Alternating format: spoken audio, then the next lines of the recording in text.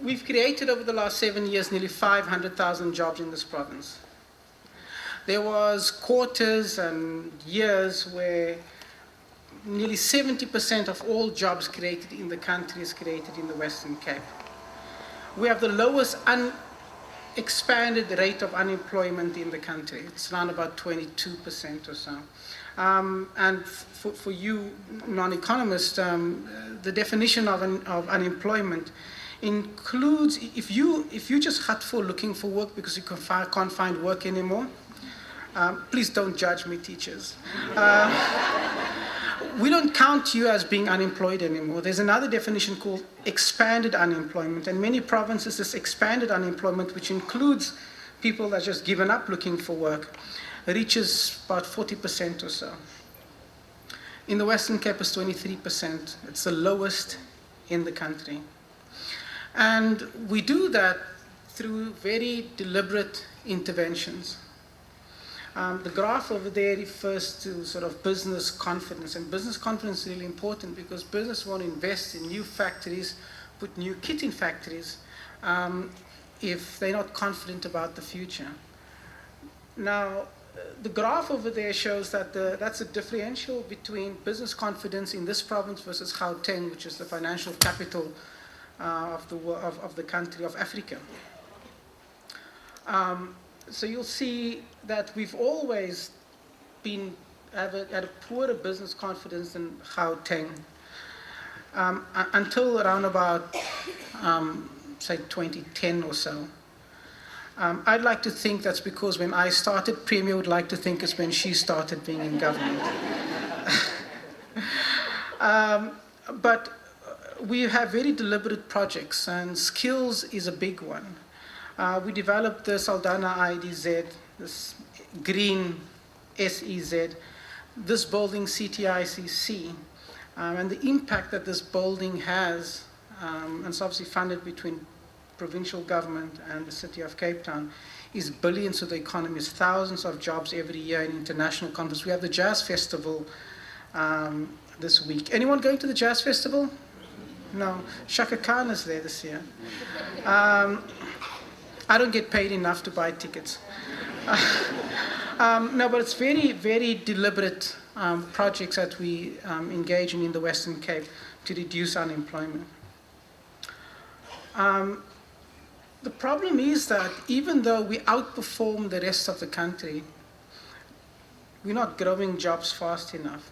So while the unemployment rate has been slowly coming down, the number of people who's unemployed has been increasing because we can't create jobs fast enough. Our NEETs is around about 30% in the Western Cape. So that's people obviously not in education and training, which in itself is very, very somber. Oops. Okay, this is poverty. Now, in other provinces, it's a bit worse than ours, but poverty is slowly increasing. That's a Gini coefficient, that's inequality. Inequality in the Western Cape is increasing. Now, I risk to be quoted and be fired in the media. But inequality is not all that bad. So if you've got thousands and thousands of very affluent people from around the world buying the Atlantic seaboard, or business people moving into the Western Cape, you'll actually see inequality increasing because all of a sudden you have an inflow of very rich people. But it has been increasing. Our distribution of wealth, 20% of the 20% of our population controls about 70% of the wealth.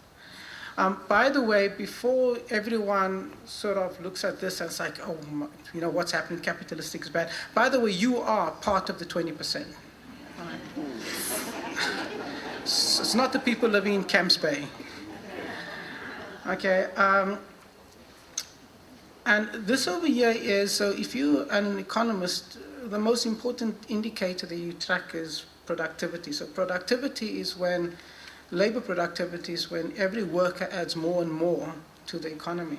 So we've seen that labor productivity around the world increasing significantly, but hourly compensation, real hourly compensation after being compensated for inflation obviously has been fairly flat, which is not a bad thing, right? What that means is that the cost to make goods has stayed the same, but the labor cost has typically remained the same in real terms. But we're producing more goods, which means that when you go to Pick n Pay and you buy cars, those things typically cost cheaper, even though it doesn't feel that way. This is a messy graph, but this speaks to some of the 4IR stuff we heard about earlier today. So in the 70s or so, wages to profits was about 8.5, right? It means that profits, 8.5 times more wage cost than profits. Today is significantly lower. So there's more money going into profits than it is than being shared amongst individuals. And this is not a South African phenomenon, this is a global phenomenon. The panel at the bottom shows the gap between, again, GDP profits and the percentage share in wages. And the reason for this is because of automation.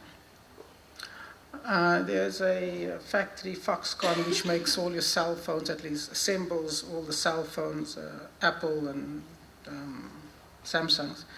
In China, I mean, they've automated recently, and one of the factories, which is 110,000 people, now only has 50,000 people because they've automated. So that's 60,000 people without jobs. And if you think of it, it's not, I mean, if you were a business owner, that's exactly what you would do, right? Labor costs a lot, lots of strike action, and I have a choice to replace it with a machine that costs less, don't strike, don't require food, and. So it's a rational decision to make. And like we spoke earlier, we spoke about sort of the fourth industrial revolution. So we've had four, and this is the third one. So the one on the far right is what factories look like today, and you'll notice there's no people in those factories. Right? With every revolution, we created new jobs. But it's not very clear where these additional jobs are coming from. In fact, Utrecht, which is a province in the Netherlands, they've recently tested universal basic income. What that means is that every citizen would receive $10,000 a year, and then to test how that would change behavior. In Switzerland, they had a referendum around universal basic income, where every citizen will receive $33,000 every year, whether they work or don't work. And that's scary because governments around, and by the way, they didn't, it was, sorry, 33% of, thanks, 33% of the population voted in favor, which in itself is scary because who's going to pay for all of this? Sorry.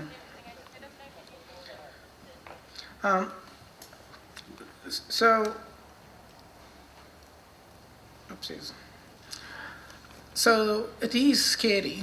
We know there's new jobs being created. But are we prepared for those particular jobs? Another indicator that we look at is productivity. And we've seen that productivity has decreased significantly over the last 20 years. So our ability to make more. So we had these industrial revolutions. We have computers. We haven't seen, in the macro indicators, we haven't seen the positive effect on productivity through computers. And there's lots of reasons why we're not seeing it, right? At least lots of theses why we don't see it. One is there's a productivity lag.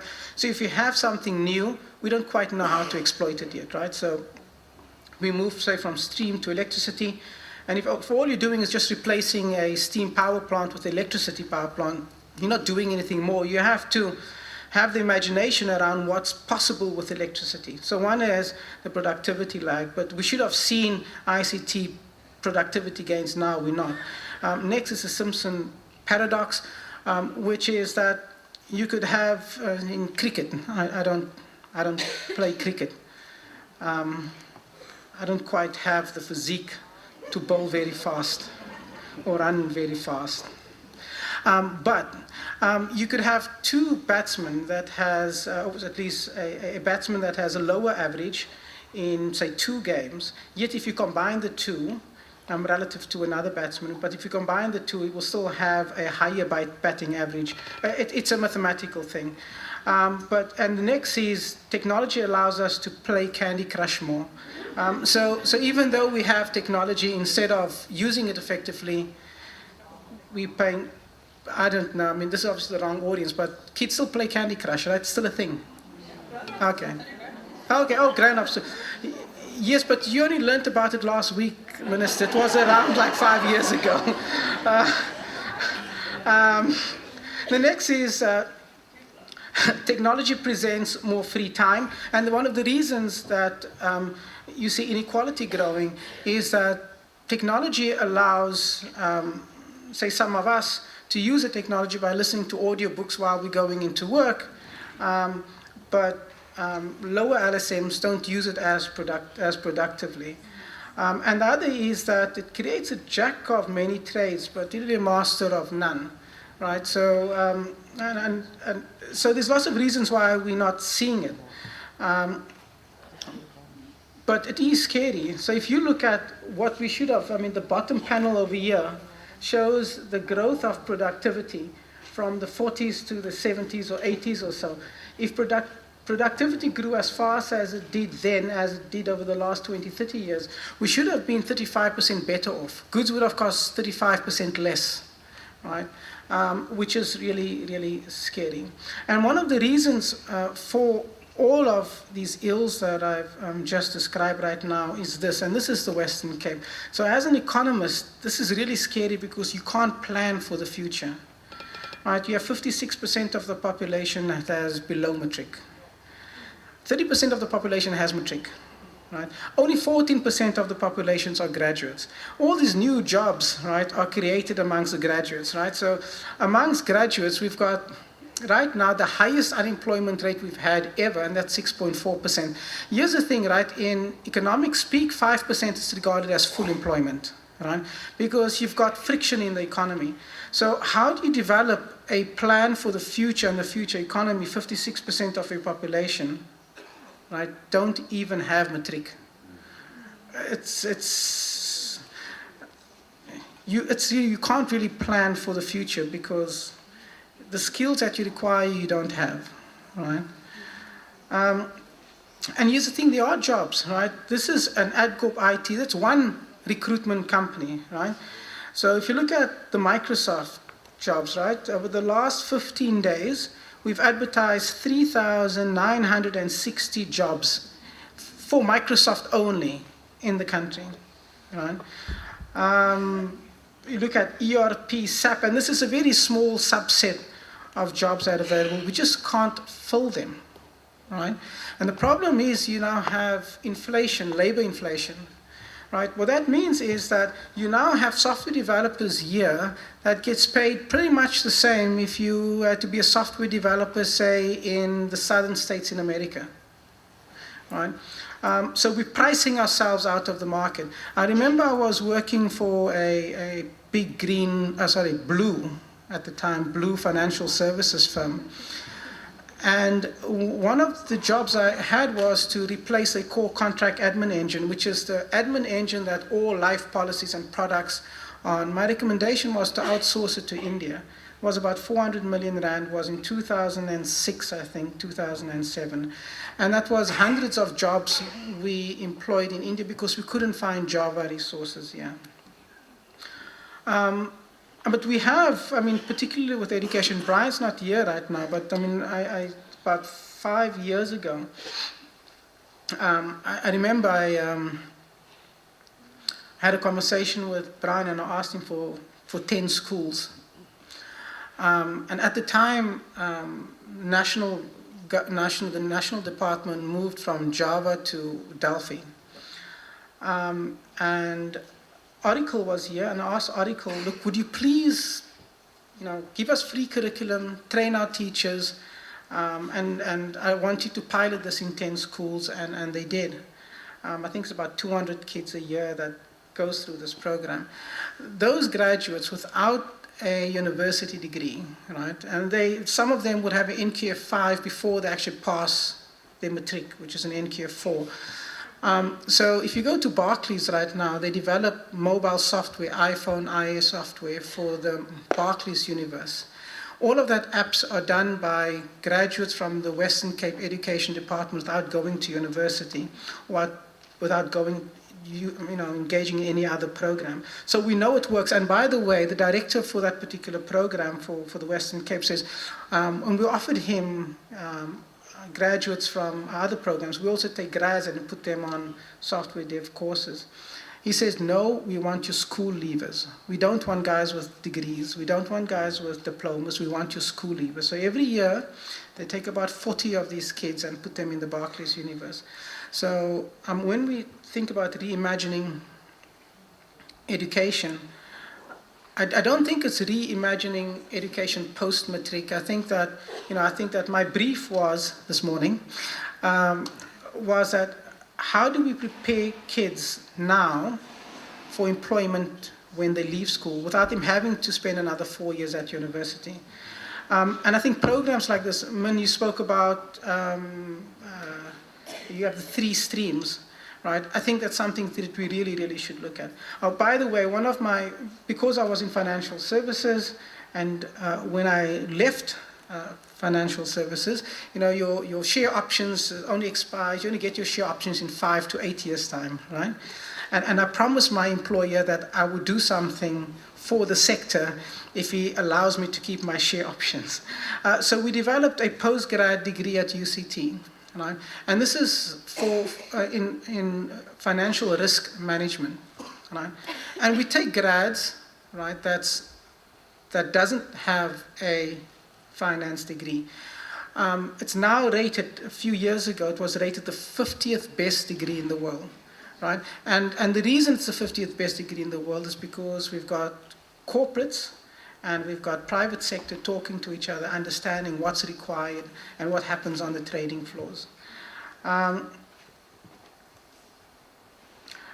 around this notion about degrees, just this week there was about 15 or so companies that says very publicly we don't need degrees as a requirement for jobs. And this includes global mammoths like IBM, Google, Apple. You don't need them anymore, right? The panel on the right-hand side is sort of out of place here. But this refers to the countries that are at most risk of automation. Right, so if you move to the left-hand side, so countries like Slovenia, Lithuania, Turkey, Greece, about 60% of their population has the risk of all of those jobs being automated. And as you become, when the job requires more problem solving, also it's obviously more difficult to automate. I do want to say something around this fourth industrial revolution. So all the reports that I've read, it's what is possible, right? What is possible is not always practical, right? So we've always heard that what innovation can do, but we never, it's the Jetsons, right? We floating cars and everything else. But it doesn't mean that's what's going to happen. And I'll really be surprised that that's the extent of automation. But these next few slides is really the scary slide, really scary to me as an economist, and what should be to everyone else here. We track business confidence on a quarterly basis. And 100% of firms says they don't invest because there's no demand for the goods and services, right? That's the red line on the panel on the left, right? Now, the panel, the lines at the bottom, I think it's the green one. No, actually, wait. Yes, this one here, right? The red line over there is the constraints as a consequence of not finding skills, right? It really fell off a cliff. The issue that firms experience right now is really less about skills, even though it's really important. It's just there's no demand, right?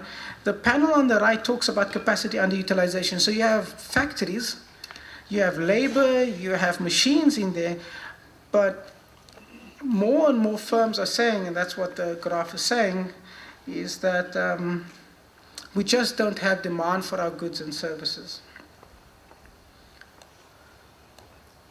Right?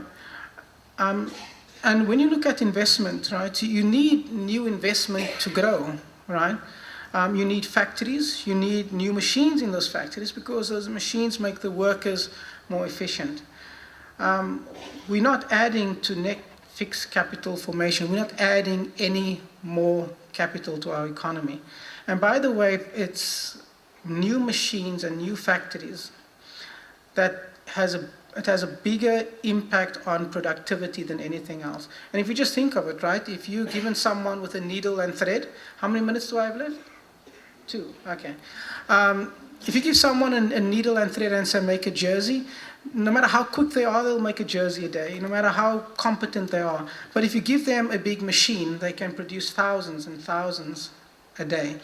There's not enough investment, there's no confidence. And this confidence thing is really important, and education plays a big role in the confidence. When firms feel that their needs are being addressed at school, they feel confident about the future. They will start employing more.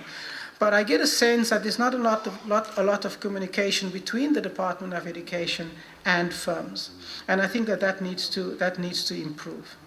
I just want to share this one thing which I really think is important. The panel on the right refers to clothing and textile imports into the province, right? Into the country. We import now around about 60 billion rands worth of clothing and textiles, right? We started off importing about 5 billion in 2000. Here's the thing, in 2000, right? The gap between clothing and textile workers in the province versus China, they were 650% cheaper than what our clothing and textile workers are, right? Today, our clothing and textile workers are 45% cheaper than those in China, yet we're still importing clothing and textiles. And around workers, I have to tell you this, I sat next to an ex-principal in Atlantis. Atlantis, we've got Hisense, makes TVs and fridges. Did you know that the Hisense plant in Atlantis is the most productive Hisense plant in the Hisense universe? They're more productive than Hisense in Guangdong, China. They're doubling the size. And it's workers that come straight from school, right? We've got in Pretoria, Ford makes these bakkies. What's this bakkie called? The double, what's it called? The Ranger. Most productive Ranger plant in the world. Yeah, right? So it's not, the issue here is not around labor. The issue is around we don't have enough investment to maximize labor, right? So, and when you speak to the clothing and textile firms, why they're closing down, they say, well, we can't find any clothing and textile workers, and we don't want to train them because it costs too much to train them. And when we do train them, they will leave and go somewhere else. So this technical stream, like they have in Singapore, is really, really important. We really have to consider how we're going to implement that here. On the ICT program, we do it on weekends, we do it in the evening at the 10 schools. And the work is absolutely phenomenal work and success. You should get some of the companies here that take your learners. Oh, by the way, this is a plant in Caledon, right? As an economist, it's very, very difficult for us to develop incentives or a strategy out in the sticks, right? This is a Fushini Group factory in Atlantis, Prestige Clothing. They took the factory, they recognized the strength that we have in clothing and textiles, and they redeveloped the factory. It looks like the bottom panel, that's what it looks like. They've created 500 workers. They're looking at 10 million units, and they're going to double the size, right? And all they require from us is that, can we help them? They're not looking for graduates. They're looking for kids that has grade 8 or grade 9, right? They're getting a good salary, about 5,500, 6,000 rand a month, right? Just train them for us. And I think that education can look at, this is one sector, but there's lots of other sectors like that where education can play a real meaningful role. I'm running out of time, so the last one I want to talk about is BPO, right? Before I sum up, is the BPO sector. The BPO sector has been growing, that's the call center sector, right? Has been growing, adding about 5,000 jobs, 6,000 jobs a year in the province, servicing not South Africa, but the rest of the world. Right? So if you call Amazon from anywhere around the world and you want to speak to someone in German or English, the call gets terminated in the east of our city. If you're in the UK and you have a problem with your gas and you call British Gas, that calls are all terminated here. And I think the skills that's required in that particular sector is the skills that we can quite easily provide at the Department of Education. I'll conclude with the following. Right? When we develop skills, I think it's really important that we understand where the economy is moving to and what sectors will be facilitating these jobs. I guess that this is why I was asked to talk now. There's also skills. The guy on the left-hand side is very skillful in catching fish, but he doesn't add much to the economy. So it's understanding what the value of a particular worker or sector is to the economy. And my last slide is understanding which products and markets is likely to grow. I had lots more to say, but unfortunately the tech wasn't working, so thank you.